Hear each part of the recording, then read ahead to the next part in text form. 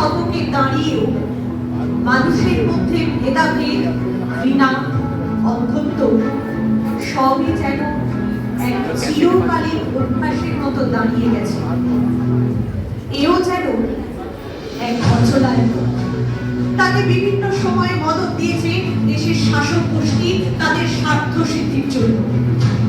এই শতকে দাঁড়িয়েও শুধুমাত্র ধর্ম আলাদা বলে ভাগ হতে হয় প্রেমকে, বন্ধুত্বকে, এমনকি ভাগ হতে হয় গোটা একটা দেশকে।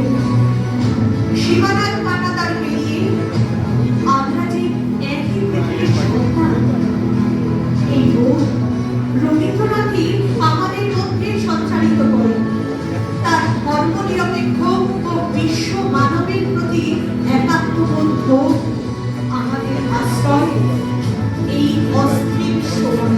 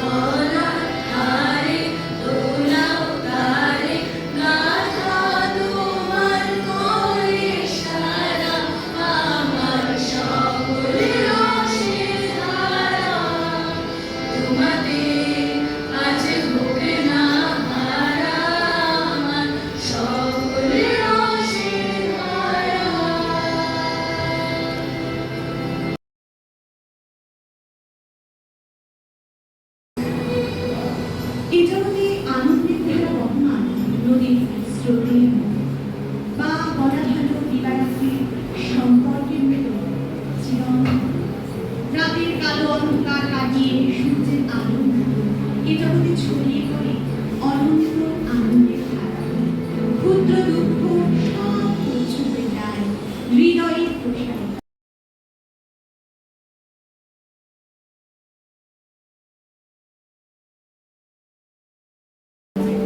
শুনেছি আপনি ছিলেন ব্রাহ্ম, মানে যারা শিব, কালী, রাধা, কৃষ্ণ এইসব ঠাকুর দেবতা মানে না, শুধু পরম ব্রহ্মকে পুজো করে। আমার বাবা ছিলেন কমিউনিস্ট, অগ্নিগর্ভ খাদ্য আন্দোলন যুগের কমরেড। আমাদেরও ঠাকুর দেবতা ছিল না, আপনার ছবি টাঙানো ছিল দেওয়ালে। মা মাঝে মাঝে ছবিটায় বাড়ির টবের ছবি কিংবা গন্ধরাজের মালা পরিয়ে দিত। পাতা ছেঁড়া সঞ্চয়িতা বই থেকে আমি ছিঁড়েছিলাম, স্বীকার করলাম। ওরে ভয় নাই, নাই মোহবন্ধন, ওরে আশা নাই, আশা শুধু মিছে ছলনা।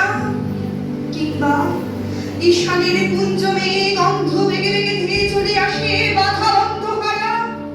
ওরে শোনা বাবা, মানে ঠিক বুঝতে না পারলেও তুল ছুঁতে পড়া সেই ছেলেবেলার আমির সঙ্গে কি যেন একটা যোগাযোগ তৈরি হতো কবিতাগুলোর। সে কি শুধু শব্দের আওয়াজটার জন্য, যাকে বলে স্পন্দ? জানি না, কিন্তু বাবার কবিতা পড়া শুনে আমি মুখস্থ করে ফেলেছিলাম সোনার দরিয়া মানুষের অনেক কবিতা। আপনি ছিলেন আমার একমাত্র ঠাকুর। পরীক্ষা দিতে যাওয়ার আগে আপনার ছবিকে নমস্কার করে যেতাম।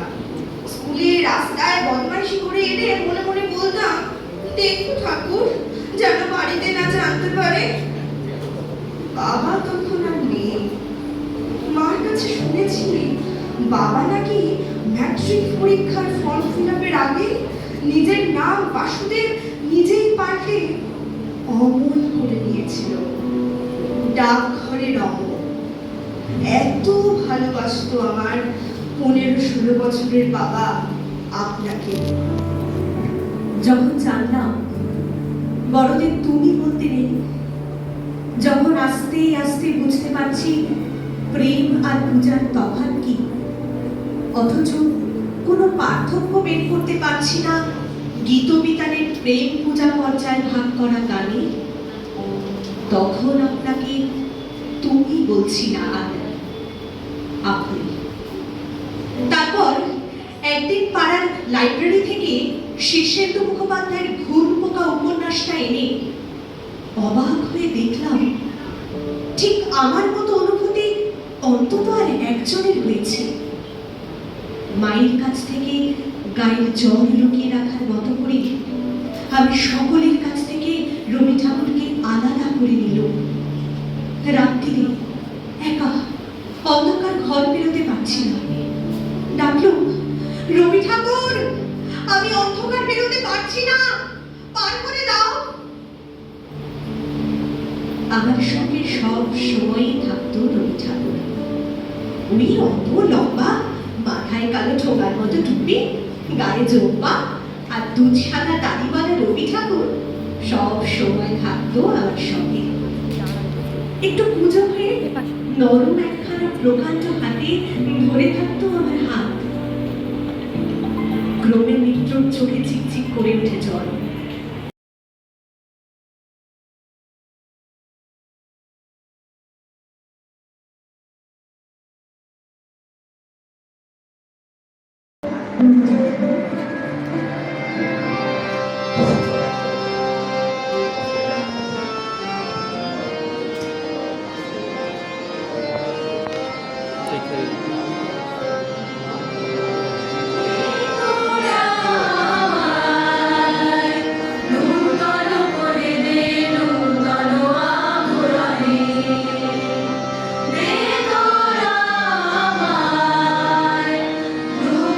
করে দে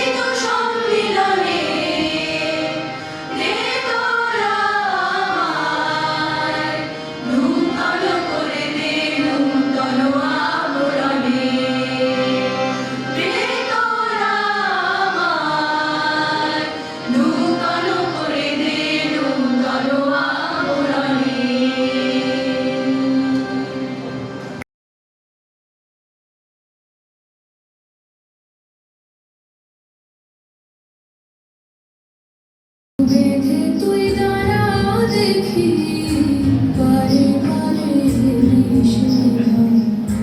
বুক বেঁধে তুই দাঁড়া দেখি বারে বারে শুধু তুই ভেবে ভেবে হাতের লক্ষ্মী ঠেলিস নে ভাই বুক বেঁধে তুই দাঁড়া দেখি বারে বারে ঠেলিস নে ভাই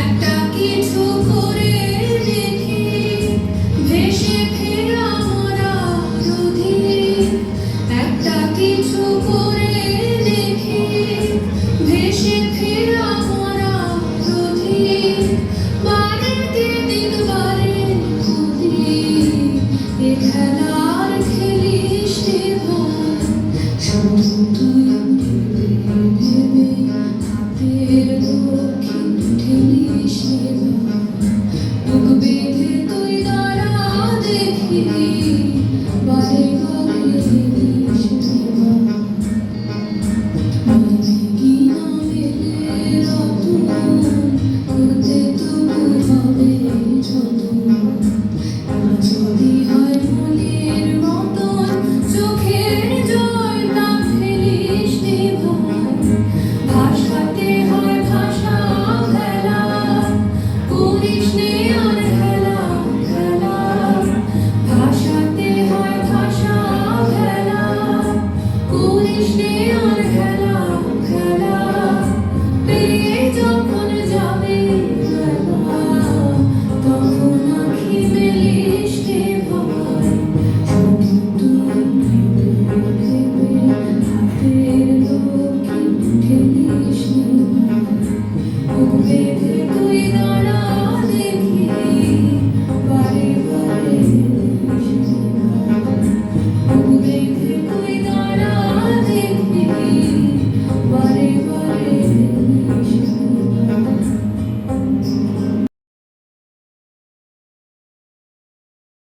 ভাই না হাতে সসপ্যান দিয়ে যখন পথে দাঁড়ানোর কথা তখন আমার হাতে এসেছিল আপনার বিতরণটা আপনাকে আমার ঈশ্বর বলে মনে হয়নি সেদিন মনে হয়েছিল মানুষ খেতে না পাওয়ার কি কষ্ট সে কথা আপনার গীতবিতানে কোথাও লেখা ছিল না ক্যান্সারের কি কষ্ট সে কথা লেখা ছিল না গীতবিতানে 6 ভাই বোনের একজনকে ভিখিরি হতে হবে একজনকে স্কুলে যেতে হবে এরকম অবস্থা যখন তখন গীতবিতান কি দিতে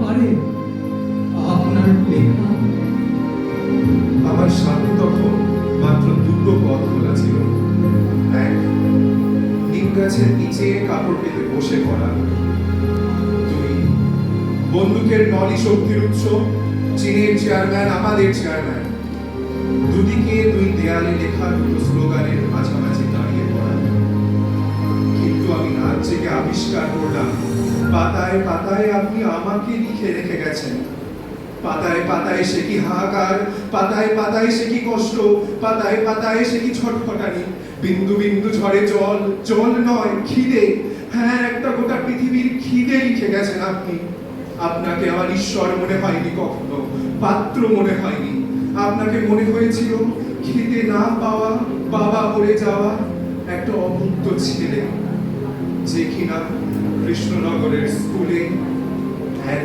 বেঞ্চে আমার পাশে বসত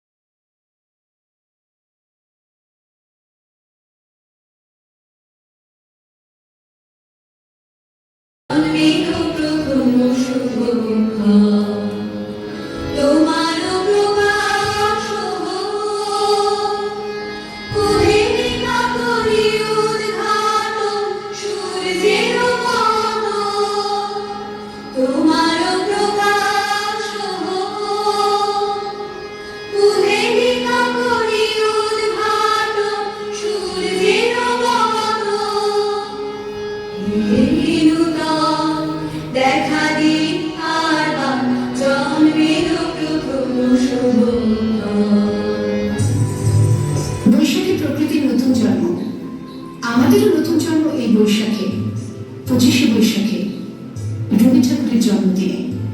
দেখতে হবে ক্যালেন্ডার, জিজ্ঞেস করতে হয় না তারিখটা কবে। আগে থেকে বুকের মধ্যে সারা উঠে 25শে বৈশাখ আসছে, রবি ঠাকুরের জন্মদিন। জন্মদিনের পরে জন্মদিন ভুলবে না, রোজই তার জন্মদিন। 25শে বৈশাখ রোজই, প্রতিদিন প্রতিনিয়তই তার সঙ্গে আমাদের চলাফেরা মেলামেশা।